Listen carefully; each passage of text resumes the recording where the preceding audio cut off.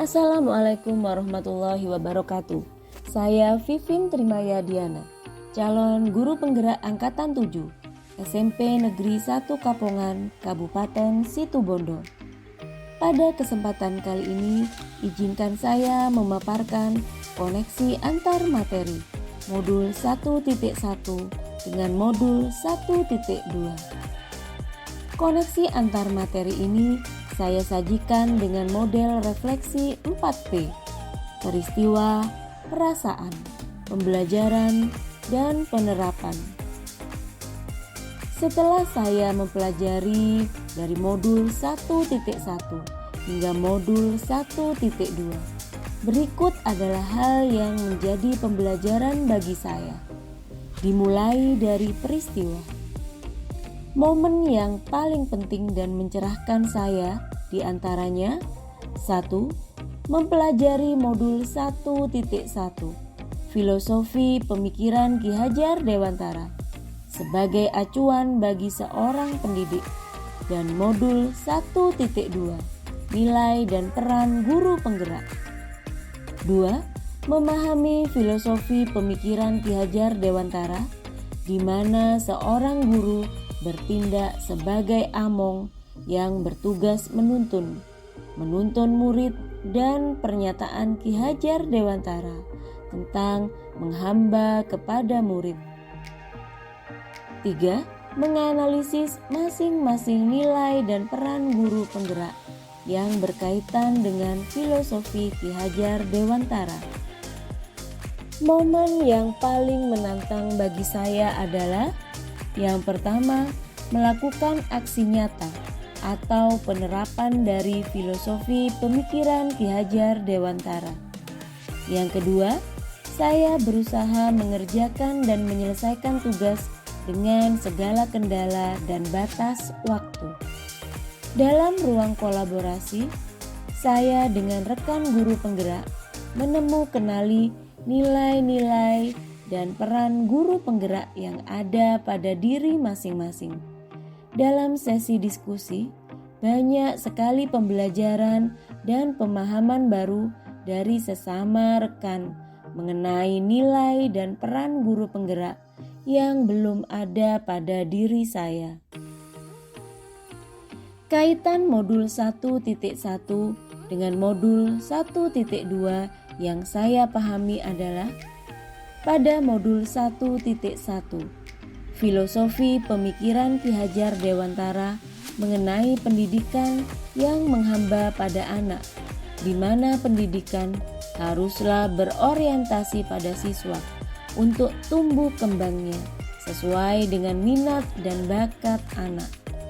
Kaitannya dengan modul 1.2 adalah bahwa nilai dari guru penggerak adalah berpihak pada murid, dan guru penggerak berperan sebagai pemimpin pembelajaran, menjalankan filosofi among Ki Hajar Dewantara, yaitu ing ngarso sung tulodo, ing madyo mangunkarso, tut uri handayani. Refleksi yang kedua yaitu perasaan. Saat momen itu terjadi, saya merasa seperti seorang yang berada di tengah padang pasir yang mencoba mencari oase. Oase tersebut adalah ilmu dan pengalaman berharga yang saya dapatkan dari pendidikan guru penggerak.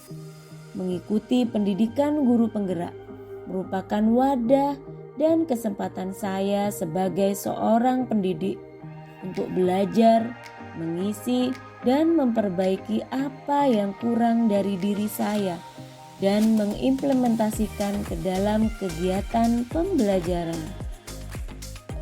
Refleksi yang ketiga adalah pembelajaran.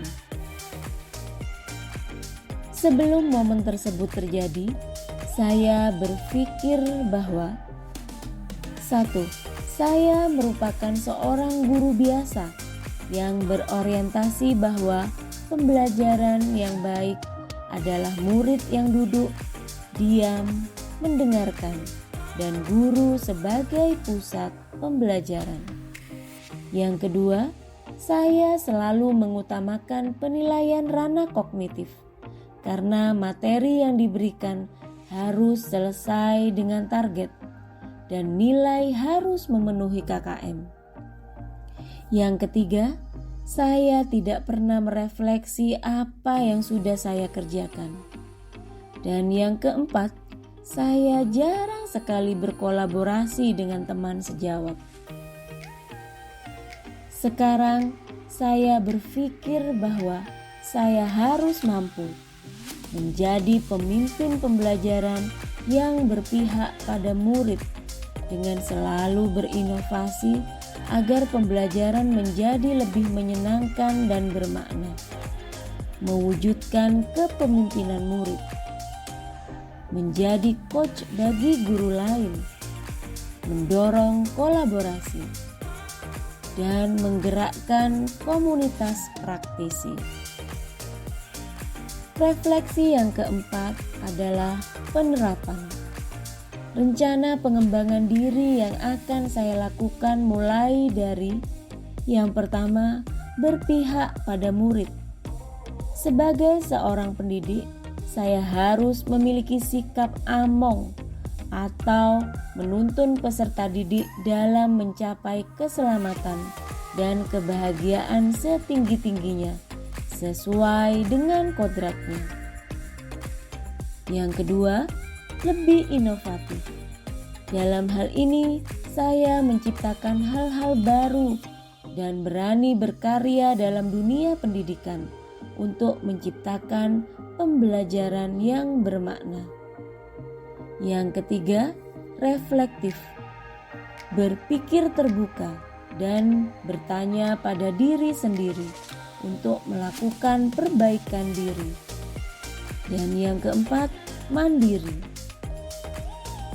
Berinisiatif untuk bergerak dan memiliki motivasi dalam mengembangkan diri dengan mengikuti pelatihan, baik secara luring maupun daring. Yang kelima, kolaboratif.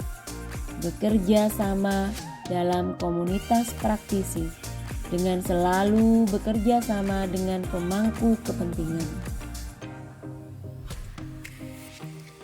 Bentuk pengembangan diri yang sederhana, konkret, dan rutin yang dapat saya lakukan untuk menguatkan nilai-nilai dan peran saya sebagai guru penggerak.